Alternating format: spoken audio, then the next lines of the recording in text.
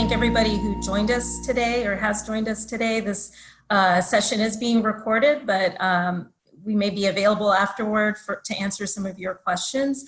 I have a couple of journalists joining me, both who have a lot of experience in covering different communities, and especially particularly the Latino community. We have Esmeralda Bermudez, who writes narrative stories about the lives of Latinos for the Los Angeles Times. Esmeralda was born in El Salvador and she was raised in LA, and she graduated from the University of Southern California. Before joining the Times in 2008, Bermudez worked at the Oregonian in Portland, covering city government and immigration. She's reported from Mexico and Guatemala, where her coverage in 2006 won her the Guillermo Martinez Marquez Award for Latin America reporting. Bermudez was also a finalist for the Livingston Award for International Reporting, and in 2016, she was part of the team that won the Pulitzer Prize for its coverage of the San Bernardino terrorist attack. Esmeralda, thank you so much for joining us today. Thank you for having me. And we also have Julian Aguilar. Julian is with the Texas Tribune, and he reports on politics and border affairs from the Texas-Mexico border. His focus includes immigration reform and enforcement, voter ID, international trade, border security, and the drug trade. His political coverage has included local legislative and congressional races in Texas, as well as local and national elections in Mexico. Before joining the Texas Tribune, he was a freelance writer for the Fort Worth Weekly, a government and crime reporter for the Laredo Morning Times, and a political reporter for the Rio Grande Guardian. He's a native at El Paso and has a bachelor's degree in English from the University of Texas and a master's degree in journalism from the Frank W. Mayborn Graduate Institute of Journalism at the University of North Texas. Julian, thank you also for joining us. Thanks for having me on. Appreciate it. And I want to thank the organizers of this conference. This is a little different than what we're all used to, doing it virtually, but I think it'll still be, enjoyable and memorable.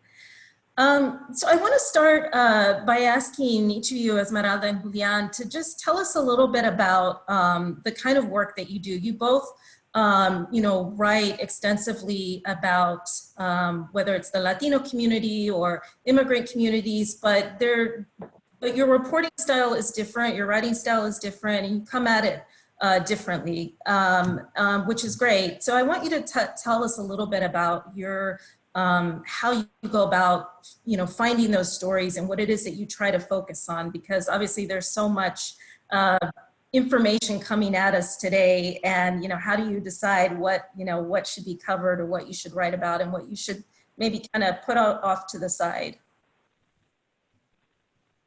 Should I go first, Julian? Sure, yeah, go ahead, Esmeralda. Well, if you picture news kind of like one of those 8-9 lane freeways in LA, right? There's just constant buzz, cars going 80, 90 miles per hour. My stories aim to kind of get you off that freeway, get you on the shoulder ramp, heading down the street to some abuelita or some tia's house or someone and sitting on the couch with them, and learning about their lives, understanding, what they might be going through, whether it's a heartbreak, whether it's like an obsession or a sense of nostalgia about something, whether it's a question of how they're questioning their identity and how they fit into the United States, the fabric of the US, their legacy, how they're raising their children. So it's really trying to kind of slow things down, get you off of that, constant just buzz, headlines, news, and just really have you understand what Latino life is like in LA. And I think one of the best things that can happen when I put out these pieces is that you don't really see the story as like, oh, this is a Latino story. It's just a story of humanity.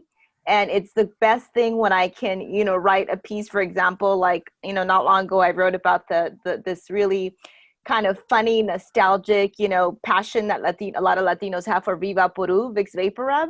And it was such a gift to see, like, ladies who are not Latinas in Wisconsin or people from other countries messaging me and saying, hey, this happened. I connected to this story because of, just that same nostalgia, or because I could feel the energy of the Latina moms, even though they're not Latinos. So that's really what my stories kind of aim to do, to connect you to the culture and to the heritage of Latinos in the United States, and not seeing each other as, you know, we're kind of living on opposite sides of the bridges and we just have nothing to really relate, you know, to each other over. I've been doing that at the paper for about 12 years. My beat is really, it really has no boundaries. I've got people in my address book that are paleteros that sell paletas, or I have, you know, priests, I have doctors, I have, you know, people who sell piñatas. I have all kinds of people in my roster. And I think that's sort of what makes the storytelling more rich, that I'm really not just talking to people with fancy titles or with, you know, who have a lot of, you know, power in organizations. It's really nice to have a mix of voices in the storytelling. That's great. And I just want to jump in real quickly. The piece that you wrote about VIX really struck a chord with me, in large part because my mom always had VIX, and I mean, she still does, but yeah, it's like, it's just something that, you know, you couldn't live without in our house. So I appreciated that story very much. Julian? Thanks again for having me here. You know, the Texas Tribune, I'm sort of kind of split between kind of chasing the stories, you know, the breaking news stories and the political stories and the immigration stories. But, you know, like a lot of other colleagues, you want to spend, you know, just as much time trying to, you know, find the individual or a group of people that will be able to tell the story in a more personal way.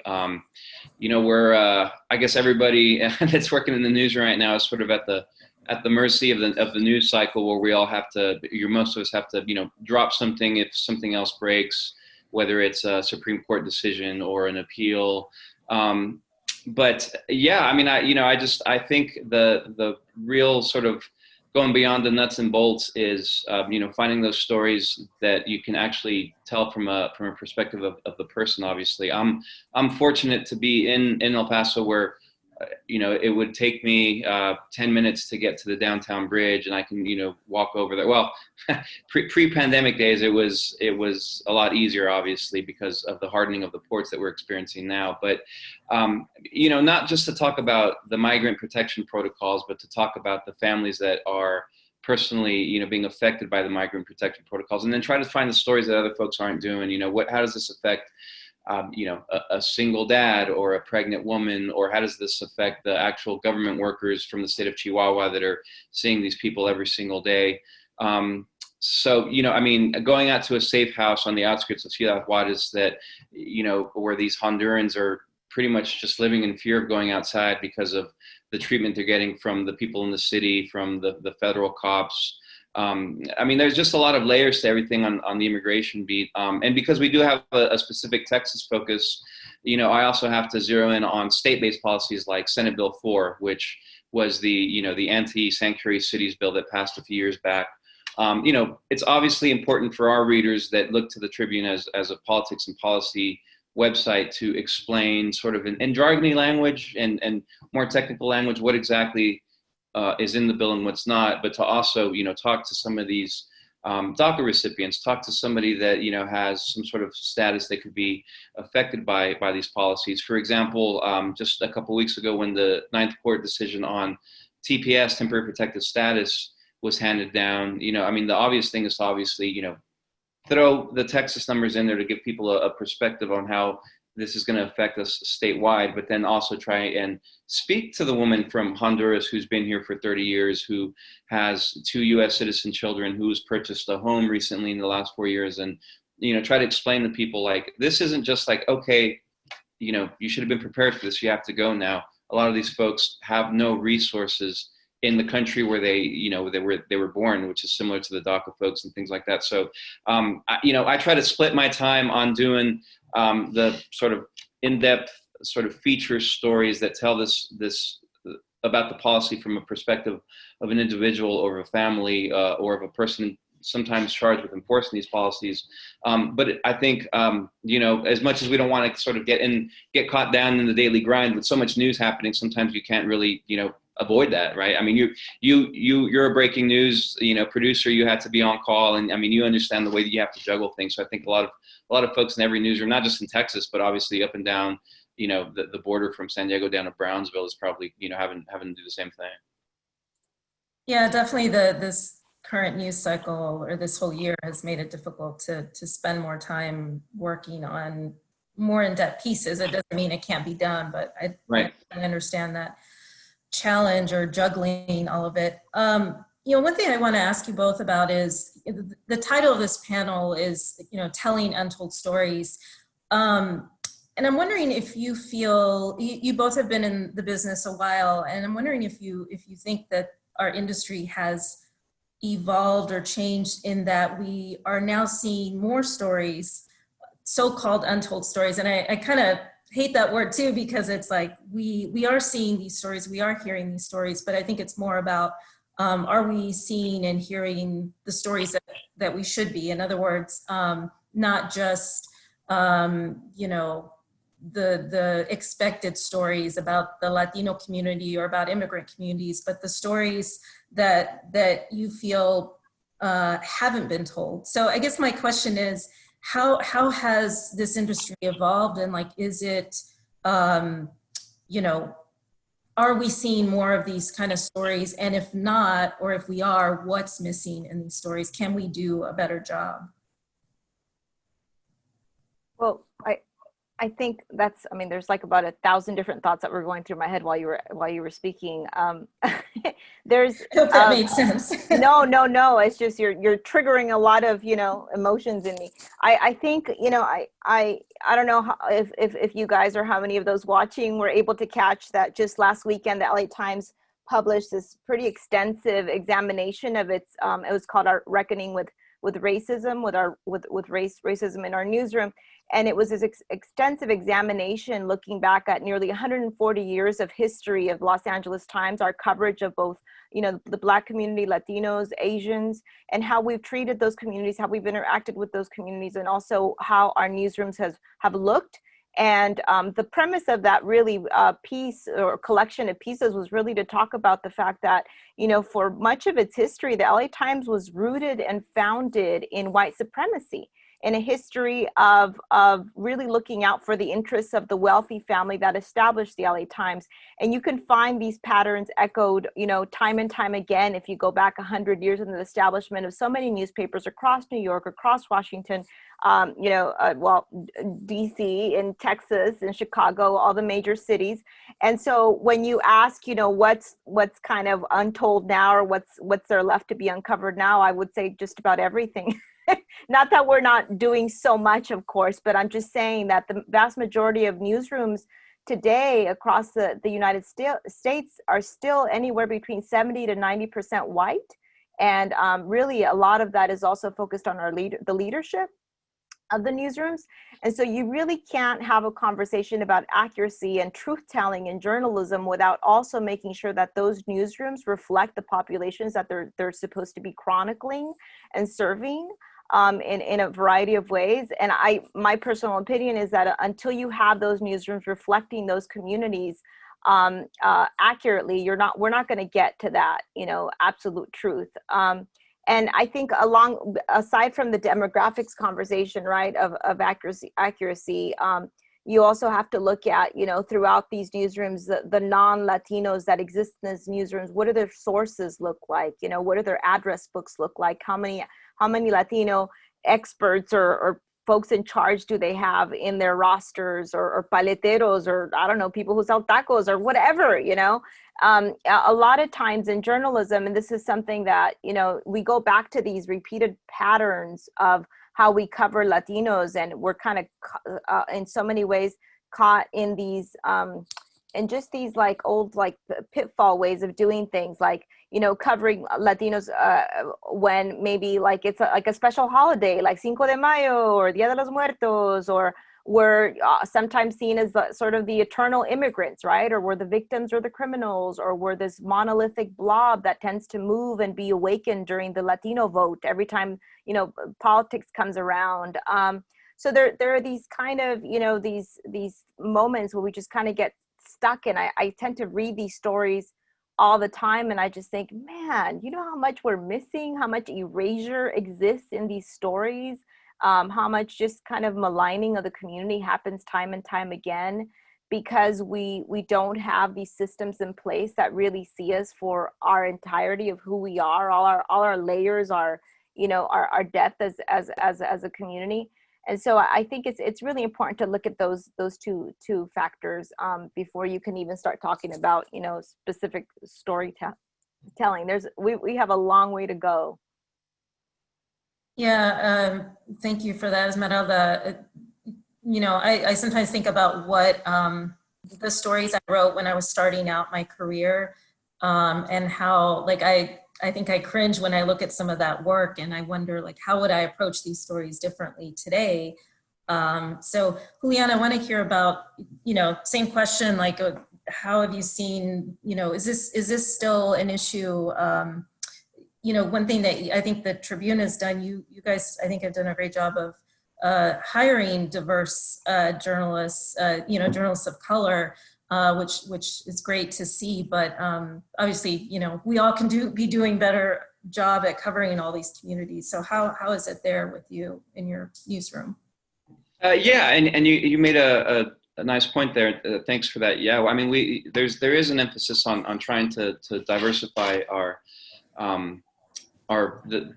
employees there, and when there's a job posting, we aggressively, you know, make sure that the organizations, the journalism organizations for people of color are very aware of the fact. Same thing with our you know, recruiting of our fellows in our newsroom, and I just think that just speaks to us wanting to represent the diversity of the state of Texas and match that in our newsroom. If any newsroom is 100% there yet, I'm not really sure, but I think the effort is there, and I think it should be acknowledged that the effort is there.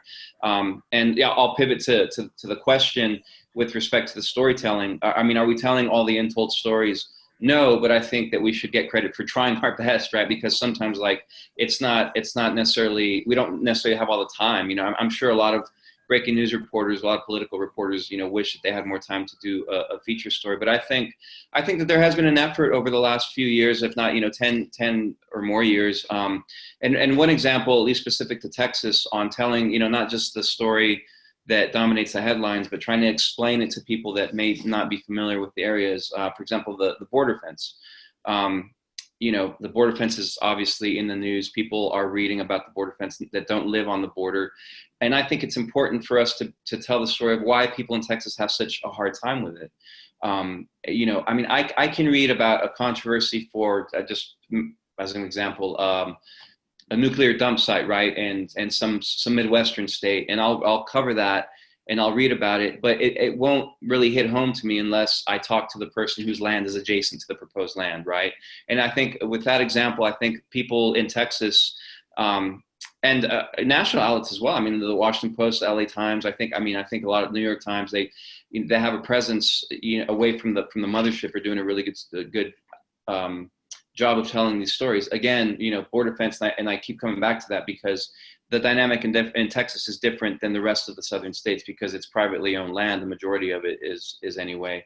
And then also, I think another sort of a sub-challenge, if you will, for Texas is the fact that, like California, Texas is so damn big, right? You know, I mean, how are we going to tell the story, you know, of one state that could theoretically be divided into 4 or 5? I mean, I am in a different time zone in El Paso than the rest of my colleagues are. You know, I have mountains where they don't have mountains. I mean, it's just, you know, Texas is such a diverse place. So I think we're getting there as far as telling the stories. And I also think with respect to immigration as a whole, I think we also have to remember that, you know, in my reporting just the last 2 years, I've come across obviously a lot of Central Americans, a lot of Cubans, but I've also come across people from Cameroon, from the Congo, from Angola. I met a person from Russia in Ciudad Juarez that was waiting, and things like that. So I think Harris County, you know, the Asian population there. I think there's so many.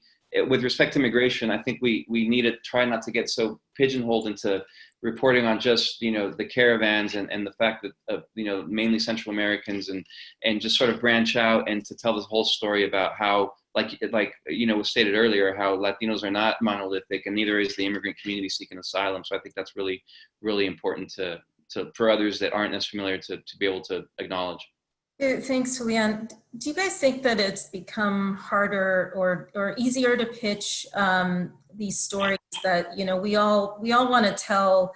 I mean, we're passionate about writing about whether it's our own community or just communities that we feel haven't been heard from as much. But then, obviously, sometimes we run into brick walls, whether it's with an editor or just the nature of the business, the crazy news cycle. And I feel like, I'm at a place now where I can, pitch ideas and stories and people will hear me and let me run with the idea. And I'm very grateful for that. But, other reporters may not be so lucky, or especially if you're just starting out in this business. And I think that there's always going to be this struggle or push and pull, like you feel like something is a story or worth writing about or worth looking into, but maybe, the person on the other side or the editor or whoever may feel differently. I'm just wondering if either of you still face that challenge or have faced that challenge, and how you go about, trying to illuminate for, the person who may not completely understand what it is that you're trying to cover or to write about. I've been incredibly, I don't know if you call it blessed or lucky or fortunate. At the LA Times, that's one thing that I give. I mean, I give a lot of things to the paper because I think it's a fantastic paper, but it's been so rare to have an editor stand in front of me and say, what, I don't get your idea, so you don't get to do that idea. There's been many occasions when they're like, I have no clue what you're talking about. That sounds so vague or bizarre. Like when I'm like, I remember I wanted to write about, Latinos and like this affinity with the San Marcos blankets, the blankets with all the tigers and lions and all those, creatures. And even after it was published and it was a column 1 on the front page, editors were like, I still don't get that story. And I'm like, you don't have to get it. It's okay. What matters is that you trusted me with it and you gave it space. Thank you very much. And that's something that's just, it's the biggest gift to me. I don't think there really is such a thing as like the perfect editor. I mean, like this Nirvana editor, but I will take just about anything, in an editor, except for, someone who just doesn't quite get my ideas. That would be really, really difficult, especially with the things that I tend to pitch, I mean, if I approached an editor and I said, I want to write a whole entire piece about Vicks Vapor Rub, I mean, they would be like, what the hell are you talking about? So I kind of tend to come from that abstract world, and where I need you to trust me with it. And I think what's also helped, especially in these last couple years, is that I have just in the last 2 years, I've really built a pretty significant following on social media with an account on Twitter that really focuses on the Latino experience and Latino life. And I think seeing that interaction and that engagement and the types of conversations on a national level that my pieces tend to produce, that gives them confidence that, hey, wait a minute, she's onto something here. Whether it's about Vicks or it's about a conversation about American Dirt, I do occasional personal essays as well. And if they don't entirely get it because they're not Latino, they see this engagement that's happening, and sometimes, thousands of retweets or likes or just these things that just kind of emotionally trigger people on a very deep subconscious level. And so I think that is really important for reporters to have that kind of engagement if they can, if there's any space, or if they have that, that kind of grows naturally to try and connect directly with the community and not just do it through the institution or your byline or a link. So anyway, I hope that answers your question. Yes, it does. Thank you, Esmeralda. And Julian, do you? Yeah, I think I think it all depends on experience and job title and the publication. I mean, I spent 2 years at the Laredo Morning Times from 2007 to 2009. And, we were a very small newsroom covering a city that was growing, a city that was in the throes of immigration, trade, and, the cartel violence that was just on the other side and how that, might affect Texas. So, but, on top of that, we also had city government, we had county government, we had, water issues that, we had the rural community. So, in a small newsroom, I tell folks that and it's not an exaggeration. I mean, one day I was covering a state criminal trial for a teenage sicario, a hitman that was, contracted out by what was then the set that was working for the Gulf cartel that was doing hits on the American side. And I think that the next day or 2 days after I wrote the final story on that, I was at a Kiwanis Club meeting, or I was covering, like, I was doing a cute feature story about the Oscar Mayer Wienermobile going through town, So, but I wouldn't trade. That was my first full-time gig out of grad school, and I wouldn't have traded that experience for anything. I think that's something that I think younger reporters need to be cognizant of, the fact that, and not to say that there aren't some that are going to shoot straight to the top, but a lot of them, you have to, I guess, do your time at these smaller papers, but you learn so much, right? You learn so much. You learn how not to get your feelings hurt. You learn how to be able to, not worry about hurting other people's feelings or your sources. You just really, really learn a lot. Fast forward to where I am at the Tribune. The Tribune's also grown so much. So we do have some time to do those stories. Now, am I going to pitch a feature story that's going to take me a week or two to write? The last 3 weeks of a legislative session? Obviously not. We know that we're going to be working 7 days a week, sometimes 12-hour days, but you kind of know that going into it. So I think you have to time it out. But to quote Ross Ramsey, the executive editor and co-founder of the Tribune, he was just saying, if you don't want to get assigned stories all the time, like, just pitch, pitch 10 story ideas, and 2 or 3 might, have your editors perk up, and you might actually get to do something. Now, it doesn't necessarily mean you're never going to get assigned anything. I've been at the Tribune for almost 11 years. I still get assigned stories. I still wake up to Slack messages saying, hey, did you see this? We need something quick on it. So, but at the same time, just because I have a little bit more seniority and because I have a specific beat now, right? I'm not a GA, or I'm not just, a political reporter that encompasses so much. I can talk to my editors and really kind of think out a story and get some more time to do that. So I think it all depends on what your position is and how long you've been there, and the newsroom you're working in. But it is possible. But just keep in mind, you're always going to have to do the stories that are assigned to you, because that's also the nature of the gig, I guess. Yeah. Yeah. I want to add something. Sure. I started my career in Portland, Oregon, right, where I'm covering 3 tiny towns, and Julian was just triggering memories for me of sitting in city council meetings till midnight with gadflies fighting over the red light at the 7-Eleven that was coming to town. And, I'm just thinking, oh my God, what am I doing here? This tiny little town in the middle of what feels like in the middle of nowhere to me. And I did that for about 3 years or so. And meanwhile, I kept fighting to establish a Latino immigration beat up in the Northwest that would encompass both Oregon and Washington. And that eventually came to be, but it was just such a vastly different experience pitching to my editors up in Oregon, and also having to carry, the responsibility of writing anywhere between 3 to 5 stories a week that were mostly off of the city council agendas from these 3 tiny, they weren't that tiny, but to me they felt tiny, these smaller towns. It's definitely a lonelier kind of feeling when you want to be that. I mean, I've always known ever since I was a kid. I always kind of joke about the fact that I never really dreamed of having a husband. I always dreamed of marrying the LA Times ever since I was like 7 years old. I was so obsessed with this newspaper. And so I always knew I wanted to write about the Latino community in a narrative form for the LA Times.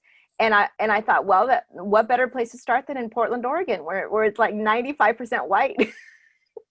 And so the beat eventually got established, but yeah, I mean, it was definitely a lot more stress approaching. I would practically be sweating anytime I would approach an editor about some Latino related, like, quirky idea that at the LA Times would have been a sure hit front page column 1, but up there they're looking at me like, I don't understand. No, that story's not going to happen.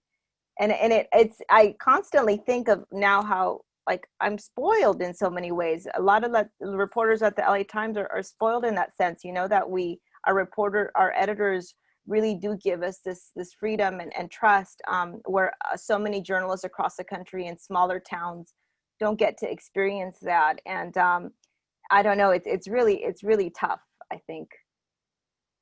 Yeah, you guys are both triggering memories for me too. My first job was in Lakeland, Florida, technically the Winter Haven Bureau, which is like in the middle of, Central Florida, very rural, very conservative.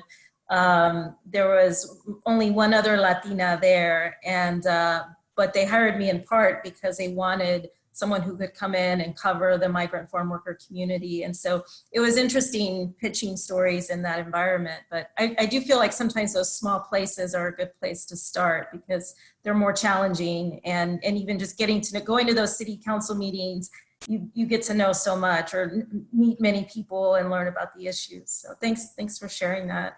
I'm wondering also if either of you feel this additional pressure because you are Latino or Latina. And really this question is for like any journalist of color, regardless of what your beat is. I know I sometimes feel, it's like, I want to do this. I want to write about my community, but I also want to be responsible when I write about them. And anytime I do a story that's, somewhat complex and there's a lot of nuance, I just, I hope and pray that, that I got this right, that I captured this community, that I was sensitive.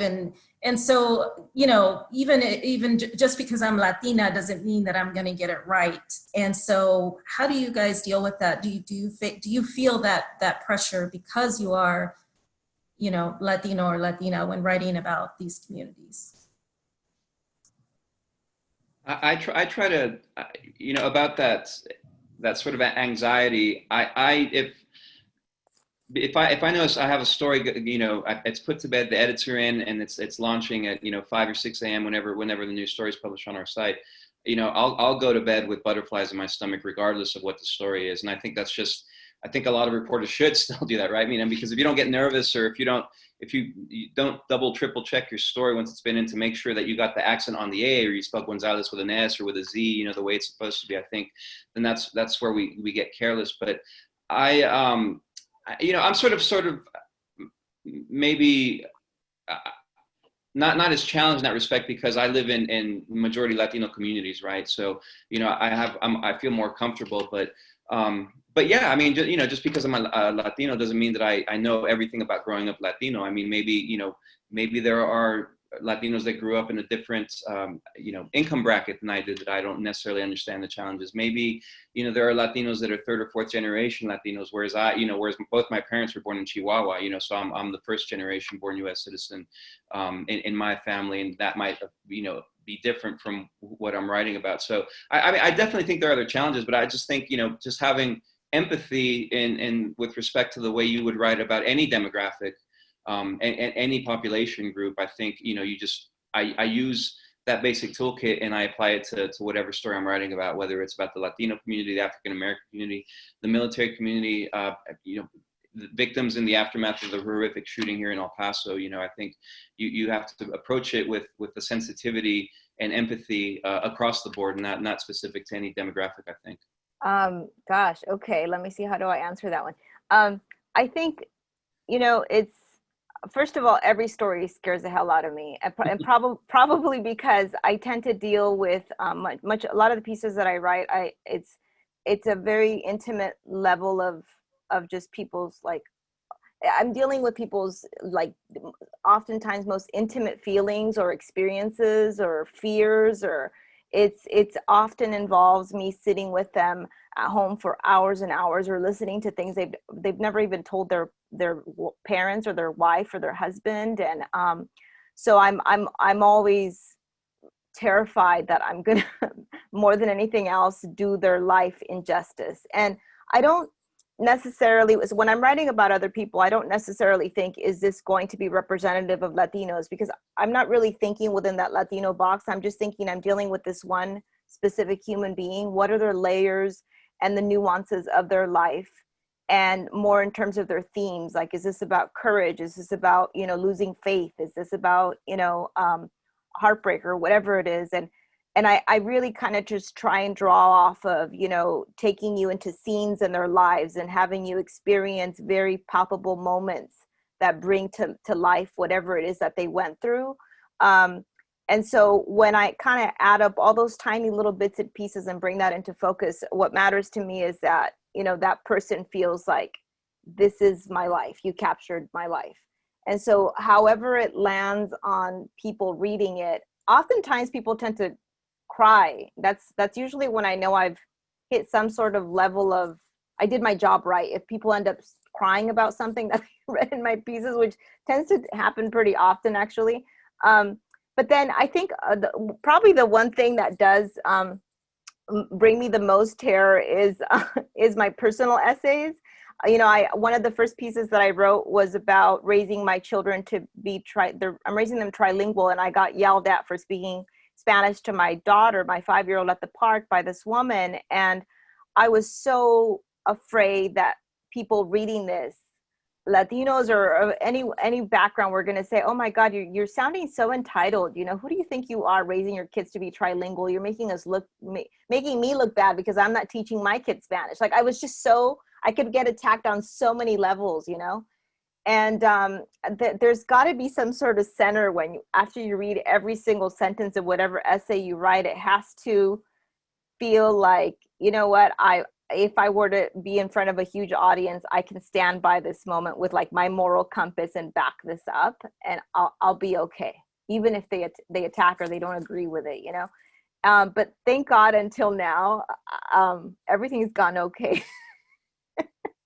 You never know when my next piece will come out, if something will go wrong with an essay, Yeah, personal revealing stuff about yourself can be really, I've been there. It's stressful and nerve-wracking. And, I want to pivot a little bit to talk about just the current climate that we're in, political climate. I'm wondering if either of you have found it more challenging to write, to talk to these communities that maybe, for whatever reason, aren't used to, a journalist coming up to them and, digging into their personal lives, and, whether it's about immigration, or it doesn't have to be about immigration, but, the conversation that we're hearing around the country is not always, favorable toward communities of color or immigrant communities. And I know that there have been a couple of times when I've gone out and reported on something, and people are, I feel like, a little bit more hesitant to open up to me or to talk to me, whereas in the past, I maybe didn't have as much of an issue there.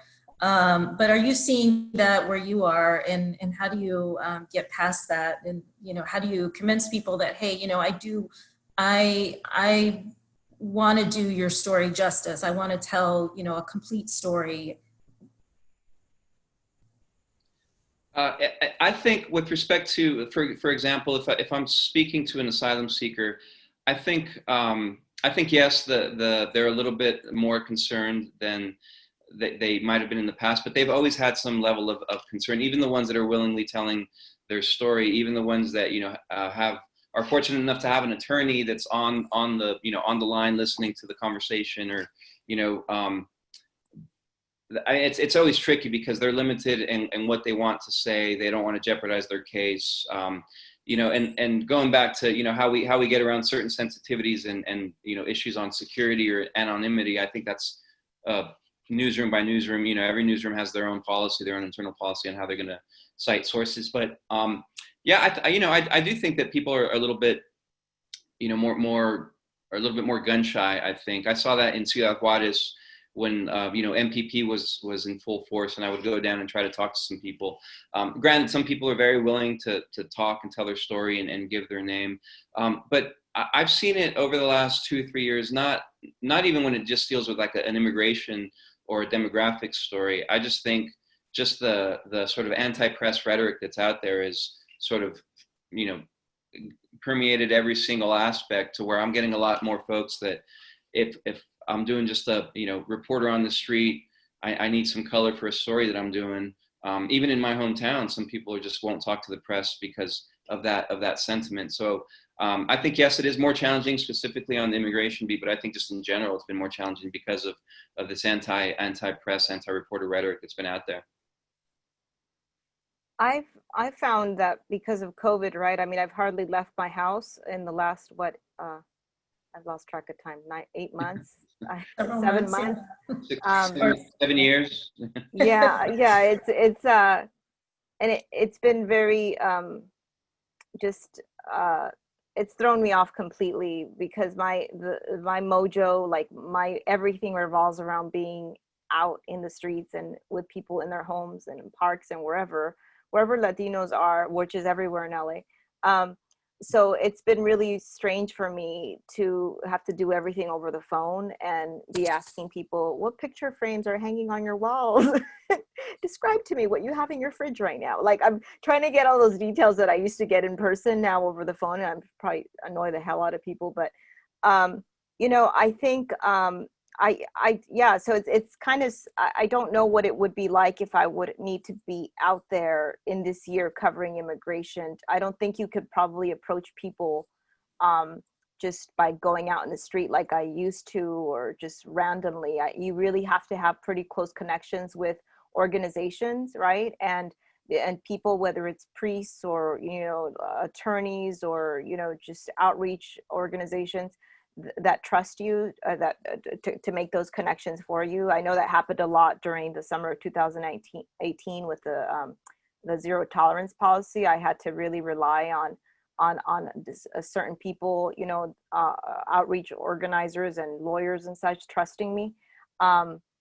Yeah, I can't. But right now, I'm sort of, we're all sort of in this bizarre world where we're just kind of doing things either, virtually or on the phone. It'll be interesting to see what happens politically, obviously, if Trump wins, and what the dynamic will be like in the next year as COVID kind of clears up too, Yeah, if I could just follow up, sure. thanks for bringing that up. But yeah, I mean, going out into the field is sort of kind of few and far between. But just on the pandemic side of it, again, every newsroom has their policy, but it's. I think the good thing, at least in El Paso, is that 90% of the people out there that I see are wearing masks, so it's not as weird as it was in March or April even. I think now people are just used to it. But yeah, I get my little recorder that it's probably it ages me, right, because people can tell how old I am because this is so so retro. But I literally tape it to the end of a pole, and I wear my mask, and I try to stand 6 or 7 feet away from people because I can't call up the downtown stores and just talk to them. I mean, I guess I could, but it's better for me to go to South El Paso Street and say, hey, the bridge closures, how are you guys still open?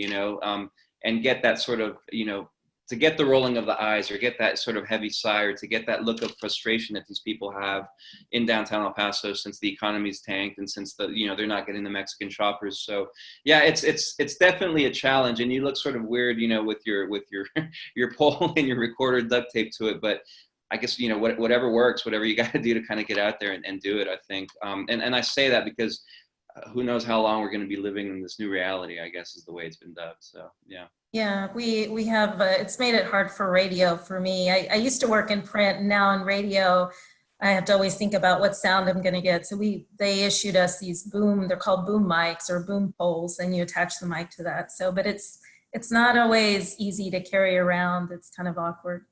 So do you think that there's more pressure to tell stories differently right now, given the skepticism that a lot of the public has about the media? More pressure to tell like, I'm sorry, more pressure to do it?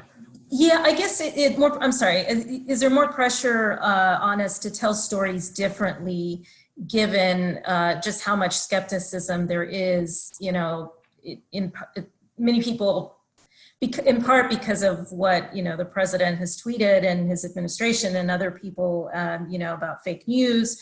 Do you think that there is maybe more pressure on us to tell stories or do stories differently?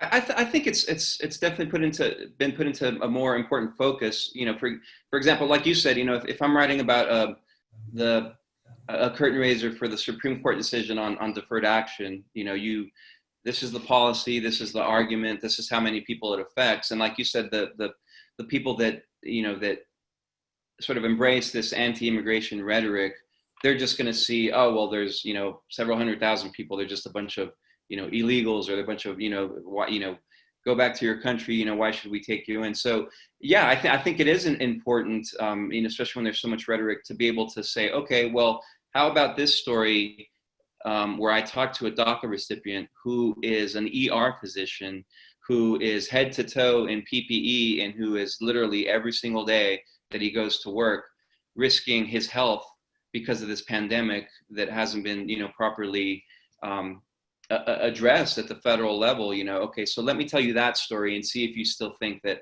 all these DACA recipients are all sort of like in one group that you can just, paint with a broad brush and go on about your day. So yeah, that's, I think, I wouldn't say pressure, but I just think that, it highlights the importance of this, of these stories even more, to be able to say, hey, look, yeah, I mentioned the figure of several 100,000 people, but this is just one, and this is his story. He's got, a newborn baby at home. His wife is worried sick every time he goes to the ER, but this is his passion. This is what he does. This is what he held down 2 jobs and studied full time to do. So this is the person that I'm talking about right now. So how does that change your narrative?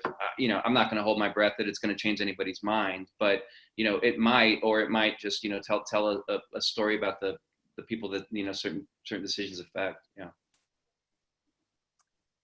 Well, I think, really it's about being far more vigilant now of how things get spun. I'm thinking specifically about, the El Paso shooting, right? I remember, a few days when the shooting happened, when that massacre happened, and the days that followed, I was so closely following front page headlines across the country, and I was even, screen grabbing them, because I think it was maybe 3 days or 4 days after the massacre, you were still seeing, first of all, you were seeing organizations, especially news organizations in Texas, who were just amazing coverage, And at the LA Times, we also did a few pieces that were just really, really on point and immediately getting at how Latinos are feeling.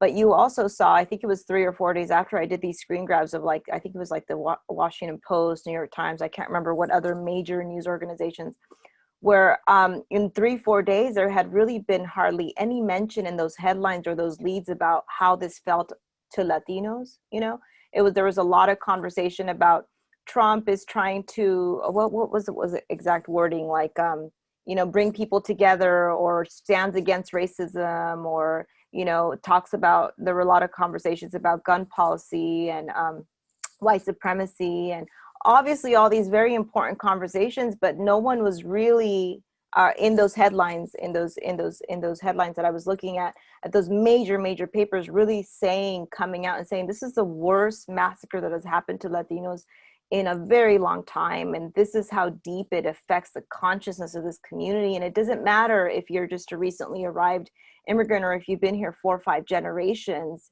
You saw, as a Latino, you felt like, oh my God, there was someone specifically hunting down anyone who looks Mexican. That could have been me, And so I think in that moment, as a journalist, you had to just be pretty vigilant of calling out these bigger media powers and saying, hey, what the heck, don't lose sight of what this means for Latinos. And so we had done a piece, just a few days after the massacre, profiling, I believe it was 4 or 5 Latino families who had been in the country, like anywhere between 2 to 4 generations, and getting a sense of how it impacted all these different families, just to give some depth. But I think it's so crucial to really find ways to center the community when the headlines or just the spinning of the news can just throw Latinos off to the sidelines again, and refocus the target on something entirely different. I'm not saying it's not an important thing, but it's just, we need to bring Latinos back into focus.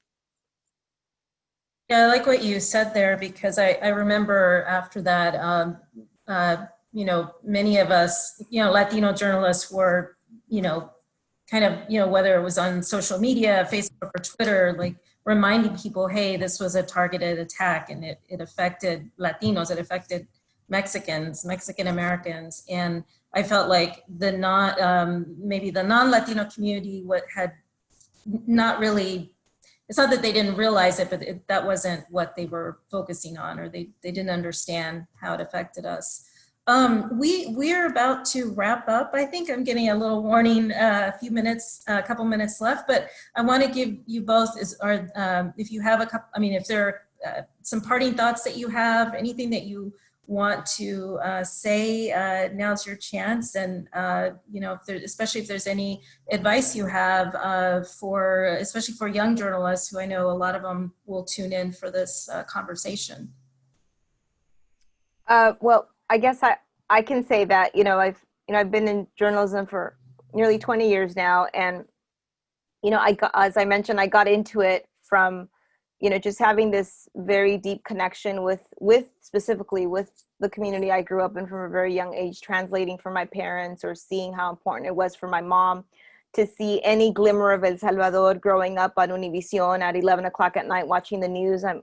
And all these things really deeply influence what my goal in journalism, which is to do narrative storytelling about the Latino community.